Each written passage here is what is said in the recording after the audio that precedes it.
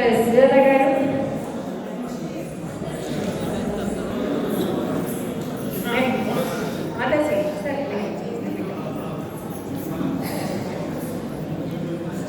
Mementos అందజేయడంలో వేదికపై ఉన్నటువంటి అతిథులందరూ పాల్పంచుకోవాల్సిందిగా కోరుతున్నాం. ముందుకు రండమ్మా.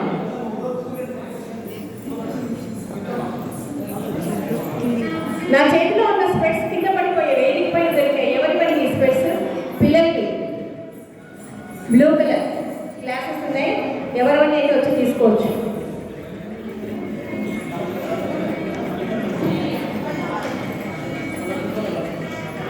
ఇక్కడే నిలబడుకోండి బాబా, ఇక్కడే నిలబడండి, ఇక్కడే నిలబడండి. పుస్తకాలు, పిల్లలకు పుస్తకాలు కూడా ఇవ్వాల్సిందిగా కోరుతున్నాం.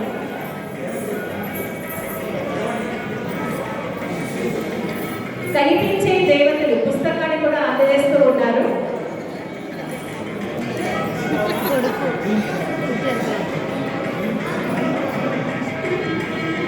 కారుణ్య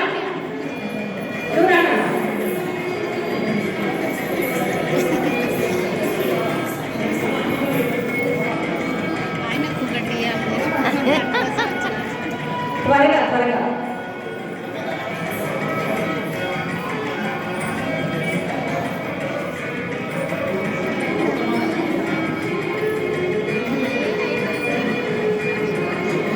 అక్కడ ఆంటీనే కనపడదు.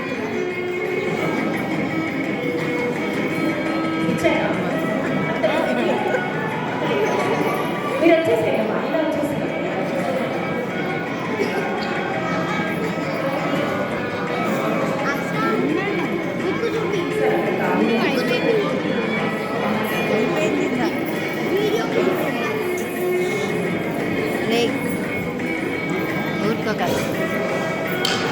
మరియు ఒక్క నిమిషం ప్లీజ్ కాబట్టి ప్లీజ్ చెప్పండి.